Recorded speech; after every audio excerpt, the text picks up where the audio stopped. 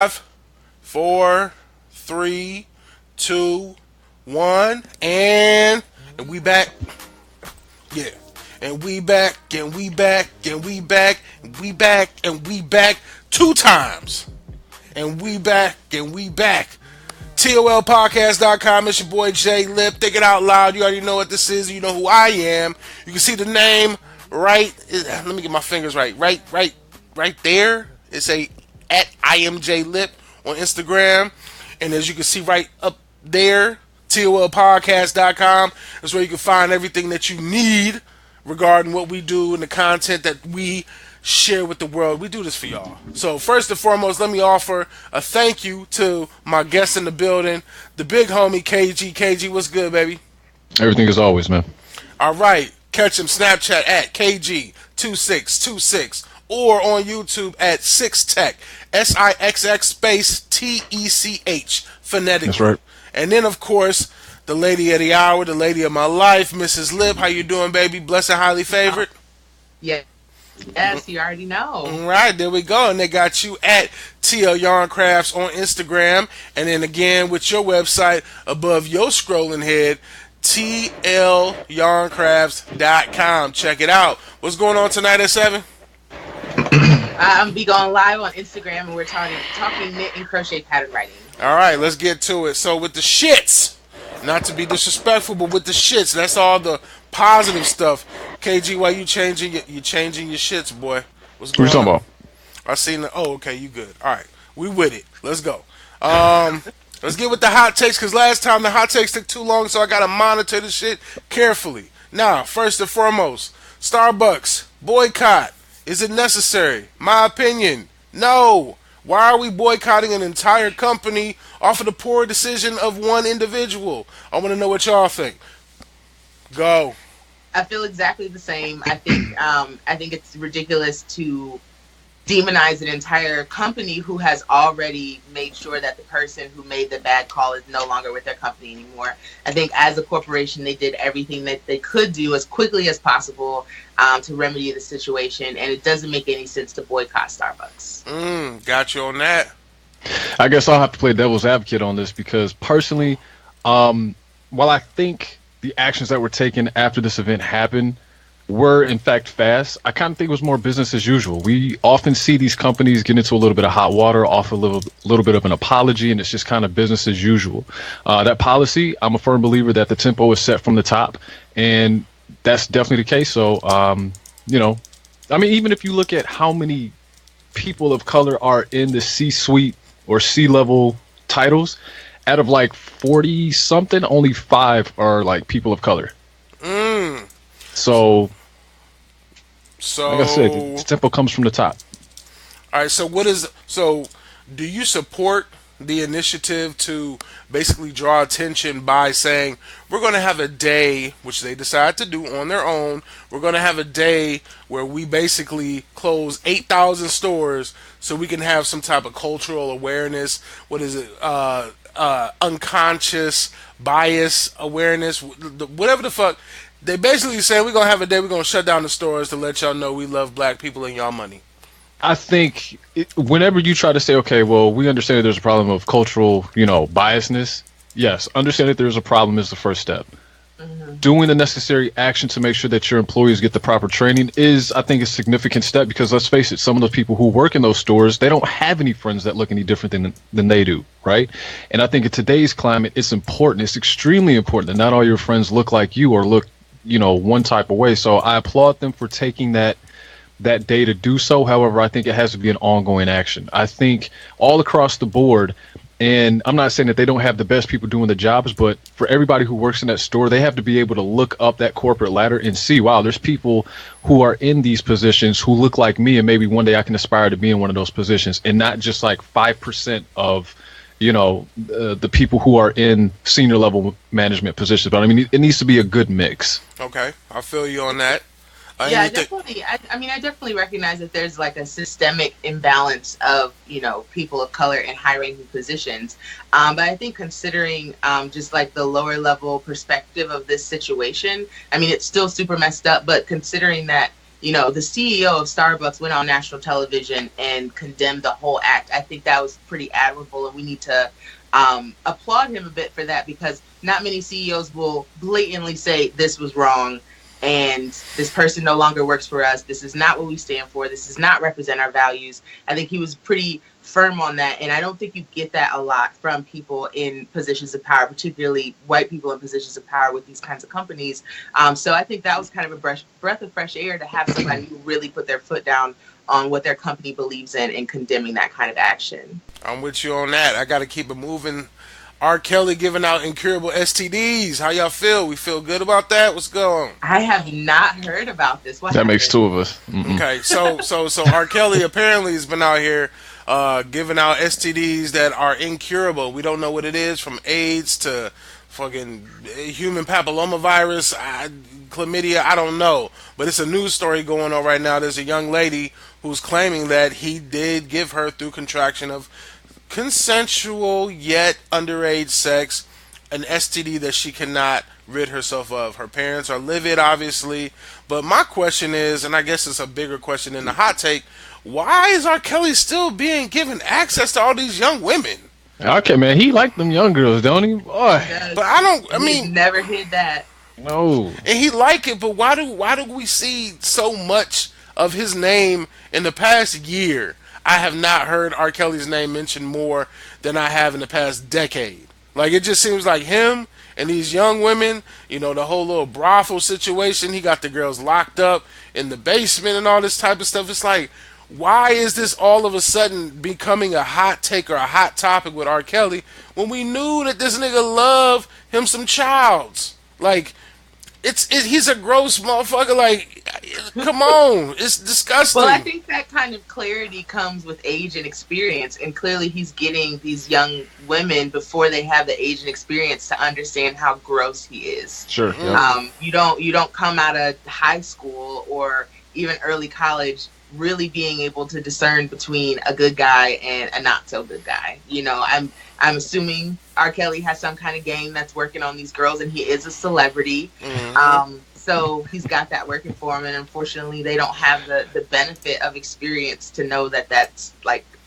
off limits. Understood. KG. Honestly, I can't say it any better. I think when you come from a certain demographic, certain things just look more alluring to you than if you were able to have certain things on your own merit.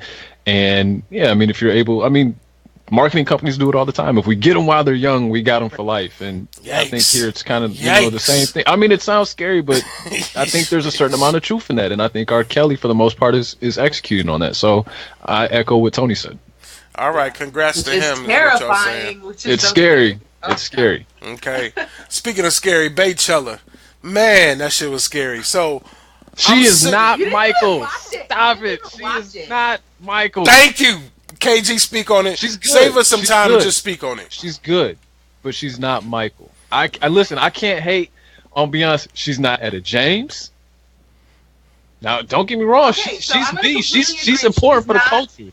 She's important She's for the not the culture. greatest singer. If that's the question, she's not the greatest singer. And as a huge Beyonce fan, I will completely agree. She is not the greatest singer of our generation, probably the past generation, but she can perform her ass off. Yeah, she So can. I'm comparing not her- not saying she cannot.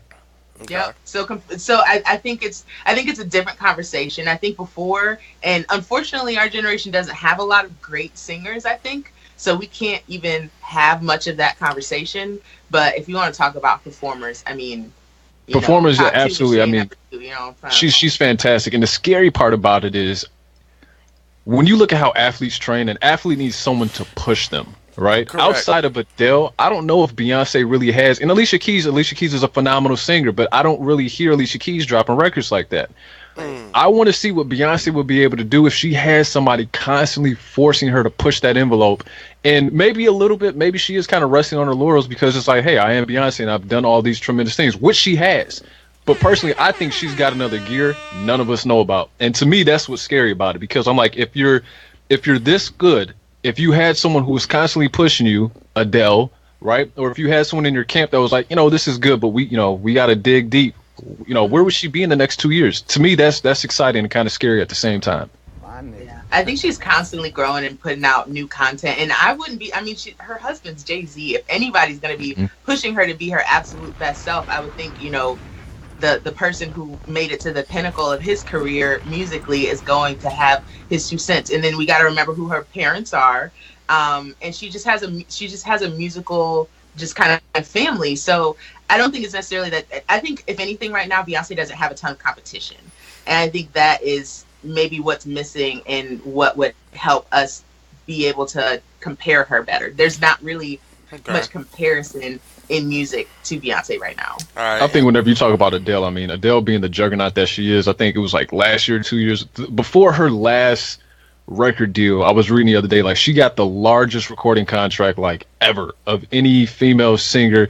And I'm like, that's damn good competition. But granted, Adele, I think she's taking like a year or two off, either after her last tour or after this tour is over. So, I mean, like I said, I think Beyonce needs more competition.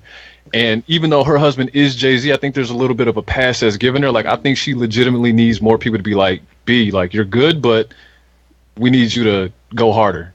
I want to see what that sounds like. Yep. I do as well. And I will say again, you know, basically, any opinion against Michael Jackson is basically null and void in my opinion. Michael Jackson, I mean, I'm talking about too many dances. He done created the moonwalk. Come on now. He done The created circle glide. Come on. It's man. MJ all day, baby. It's MJ all day, baby. Bruno Mars is good, but Bruno Mars is no MJ. No. Agree. I agree with that. Bruno Mars is barely Bruno Mars.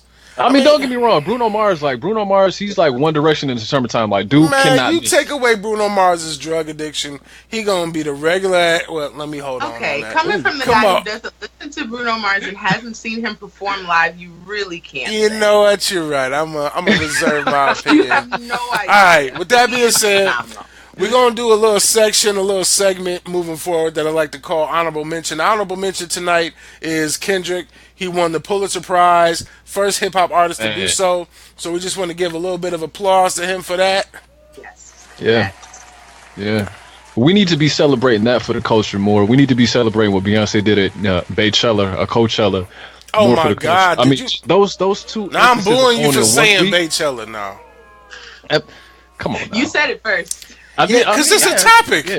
Yeah. But I'm the host. What I'm saying is, don't get it twisted. What those two did for the culture in 1 week alone is the epitome of like what Black excellence is, what Black excellence should be, and just giving people who are of the culture something to aspire to. Okay.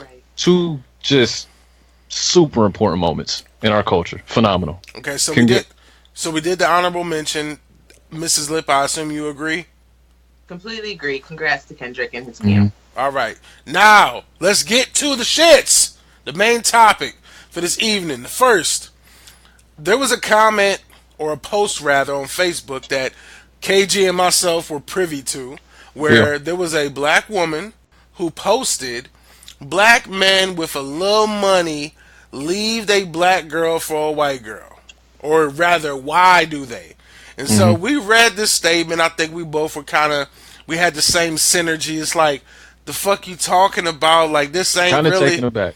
Yeah, it's kind of like, wow, this is really how you feel. So let's address it. Is there an epidemic? And I'm going to ask the black woman on this podcast, is there an epidemic of black men gaining wealth, as we'll say politically correctly, and then transitioning their romantic interests from that of their culture to another? Is that something that is a real issue in the black community? Go. I'd say it's happening, but it's not an issue.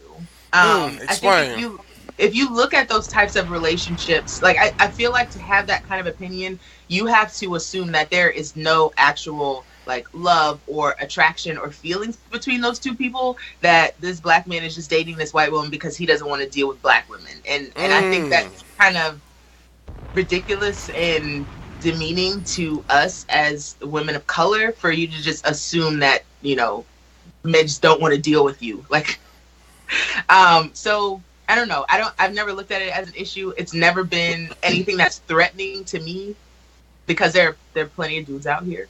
So I don't know. I think that's a level of insecurity and maybe not enough self-love going on there. KG, I see you pumping them hands. Go Man, ahead. She hit the nail on the head. It's listen, one of my favorite lyricists of all time, Jay-Z. He had a song in, one of his albums, and it summed up this whole entire situation perfectly. Listen, what you eat doesn't make me shit. Exactly. Right? So if I see you in a relationship with someone who's not of the same race, like, I'm not going to feel some type of way about it, right? And all of the brothers that I know who, if they got a little bit of change to them, if they don't, none of the brothers I know who are in interracial relationships said, I don't like black girls, or I won't date a black woman. Exactly. Many people have asked me, and it's like, for the record, in case anybody doesn't know, yes, I'm with a white woman, right? And even when I was in school... You're with the white woman? Dun, dun, dun. Oh, boo this man. Oh, I got all the boos going. The sound effects on the... Oh, boo this man. I am. You a race trader. I was with her after I got a little bit of something. So they call you a race trader because you are with someone that you feel romantically interested in, despite whatever ethnicity they are. As a matter of fact, I got to double back and applaud that with the applause, because I feel like there's a certain level of courage that it takes to live your truth, and your truth is, I like what I like. It's not even. I appreciate it, but it's not even that hard, right? One of the things I tell people I love about growing up, where I grew up, right? And you know this, Tony knows this. Growing up where we grew up, it was literally a cultural melting pot, right? So we got exposed to a lot of different things from an early age that I think, if you played your cards right, benefited you now that we're in our adulthood, right? Correct. But when I got to school, I mean, granted, I would, ran track, played various intramural sports. And when people found out, mostly women who happened to be, black, when they found out I had a girlfriend and she was white, it was like a lot of flack and a lot of attitude. And I'm like, well, why do you feel this type of way? I mean, come to find out. Hold on. Pump your brakes, big fella, because that's one of the main topics. I don't want you to dive into it yet. Let me preface it. So we addressed black men with money leaving the black girl for the white girl.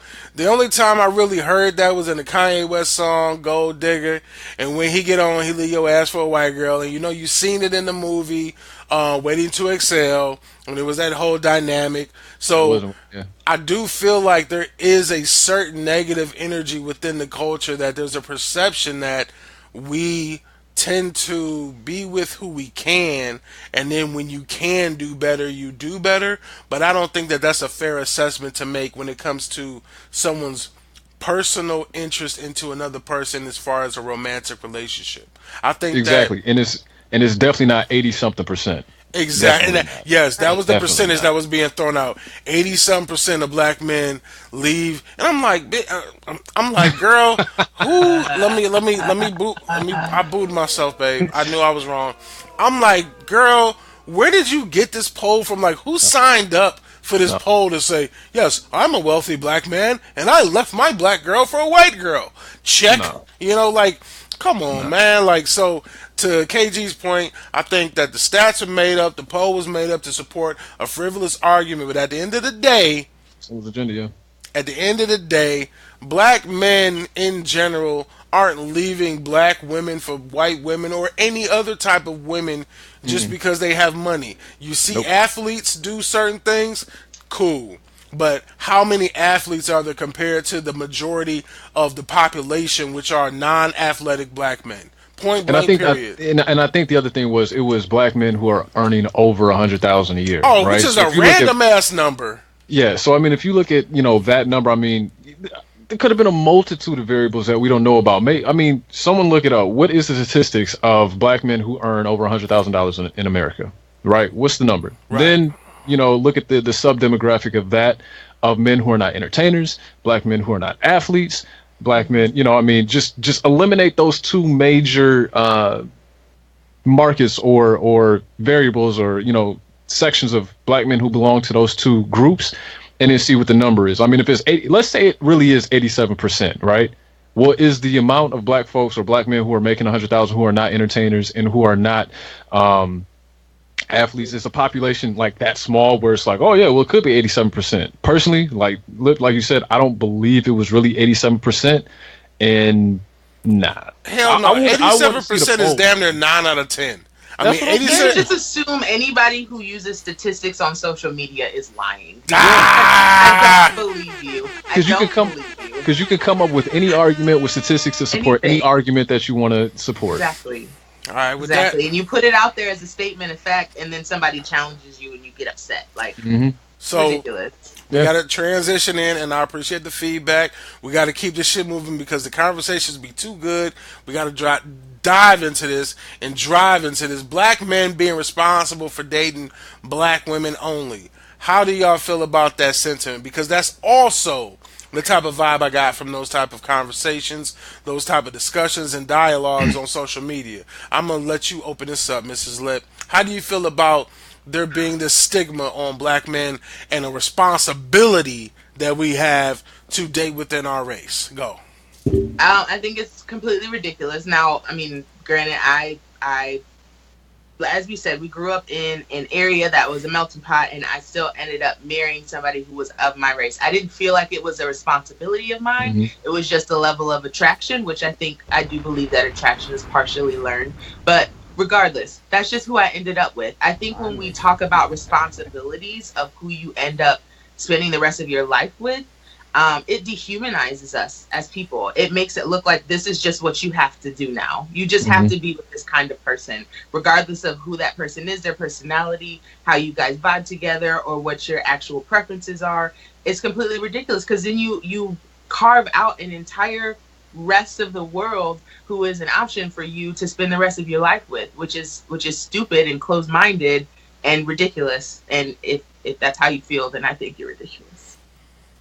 And I for that, and a bomb. Go ahead, KG. Yeah, you got to drop the bomb for that. I agree, wholeheartedly with what she said. I remember a time just growing up when, we were and just being curious about any and everything. And when you grow up in an area where it's so diverse, you're interested about the cultures, you're interested about the religion, you're interested about, the opposite sex, right? And I remember, like it was yesterday, going to school with, women who were Middle Eastern, girls at the time, who were Middle Eastern, and you could not get close to that because it was just so like frowned upon within the culture. You get older, you make friends in college, you start to see that, the cultural norms have become a little bit laxy days, and you start to see the blending of the cultures take place. I went to one of my friends, or actually he was a teammate of mine in college, who, his folks are from Africa, and he's, African, and he ended up marrying a girl who is Chaldean, right? Now, all of us, we're trying to figure out, like, bro, how did you do that, right? This is like, this is like a feat. I mean, it was really beautiful because you literally got to be a part of a wedding that had two strong cultures blended together. It was easily one of the best weddings I'd ever been to. So, being in the relationship that I'm in where it is interracial, like, I don't feel like I have a responsibility to be with a black woman. Now, let me say, that's not to say that I wouldn't be with a black woman. If something happened tomorrow. Be careful, nigga. Be careful. Yeah, so if something happened tomorrow and through whatever, circumstance, like, me and mine, like, we separated and we went our separate ways. Like, I'm not saying, I've been with the white girl, I've been to the mountaintop. There's no way I'm gonna date a black woman. Come on, dude. That's the mountaintop. I ain't never heard that one. Look, that's probably the first direction my head's gonna go to. Why? Because, like, that's what I came from. Those are the women in my family. When everyone asks me, how'd you end up with a white girl? I'm like, listen, a good white one just got to me before a good black one did. That's all that means. You see me out here with a white woman, don't think I'm going to date a sister. Don't think I'm going to date an Asian woman. Don't think I won't date a Hispanic or, whatever the case may be. I'm like, I don't discriminate. A woman. That's the only thing it. you probably discriminate against. You just have to be a naturally born woman. That's it. Okay. That's it. All right, with that being said, the final main topic, and I guess I'll get my little piece on it too, because, this is my show, and, it's Thinking Out Loud. Holla at your boy, TOLPcast.com. Black men being responsible for dating black only, I think it's bullshit. I think that there are too many people who want to try to impose some type of self-deprecating behavior onto their peers because they're uncomfortable or unsatisfied with the way that their life situations have been, specifically their relationships. And so in the same breath, if I hear a girl say niggas ain't shit, they always be cheating, throwing around dirty dick, blah blah blah blah blah, and then you turn around and say, yeah, but black men need to be loyal to the women who take care of them, and yo mama black. Like, come on, my gal, as I would say, my guy, my gal. Like, love is, I hate to quote her, but the homie Eve, love is blind and it'll take over your mind. What you think is love is truly not. You need to elevate and find, girl. Like, just be happy. Just be happy. And if go ahead. No, I was just gonna say, and if you're not happy, keep it moving. But don't let. I always believe this, and I always talk to my wife and then my brother Levi about this, and I always say, you're not responsible for how other people feel, and don't allow other people be responsible for how you feel. You don't take in negative energy. Refute that. And don't give off negative energy because it's going to bounce right back to you. So when people come with that bullshit like old girl did on Facebook, I'm like, mommy, you're bitter. We see your baggage just hanging off your backpack. Here's the other thing you got to think about, right? If you got a responsibility to only date black women, being a black man, right? On the adverse of that, you got to look at a whole multitude of things. Let's say you do have a brother that's only, his dating preference is only Asians, or is only Hispanic, or is only insert, nationality here. What caused that? Did he try and maybe approach a sister like you in grade school, and you weren't trying to give him no play because he was a good dude and straight-laced? Great point. And that was the situation maybe throughout 6th, 7th, 8th, 9th, 10th, and he got to a junior year and he started seeing girls that was giving him play and maybe they didn't look like you. So he's like, oh, yo, these are the ones that show me love. But my other ones weren't trying to show me love, and you wanted the bad boy. And 15 years of going after the bad boy landed you in a situation, and now you want this safe guy because your situation is fucked. Let's be real. Nigga, don't get me started. Nigga, don't get me started on the safe guy conversation. We don't even have time. We got about 4 minutes left.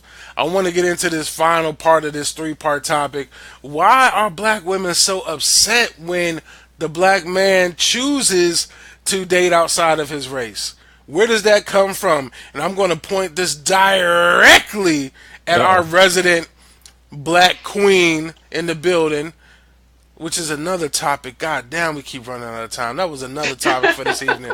But to the black female, the black woman on this podcast, why is it that black women seem to be so upset when a black man dates outside of his race? Why? I think a woman who feels like that, like we said before, has baggage. She's had some kind of issue, or she's just learned it from somewhere. She's learned to be, angry at white women who date black men. I do believe that there are some households, and I'm not gonna lie, even my household, there was a question of whether or not my older brother was gonna end up with a white woman. It wasn't looked at like that'd be a negative thing, but just like a maybe. It wasn't a consideration for myself or my younger brother, but it was for my older brother. And I think that that kind of mentality is learned. I think within our black culture, we have been through struggles and frustrations, and parts of us want to really kind of have this closed off community where we support each other and we love each other and we're only doing for each other, but we don't live in a world like that. Mm-hmm. We have had exposure to other cultures and other people, and I think there's been enough conversation around love is love, whatever you look like, whatever color you are. We've been persecuted enough for trying to date outside of our race, so now that we can do it, we're like, okay, I'm just going to be with the person that I want to be with. Now, black women who have issue with men who date white women, you kind of need to get over yourself, because they don't owe you nothing. They don't owe you nothing. Go find your own. Shout out real quick to the comment section. I got Jed in the building, AP the homie, and then Rob said, yeah, why black women be tripping? Oh my God.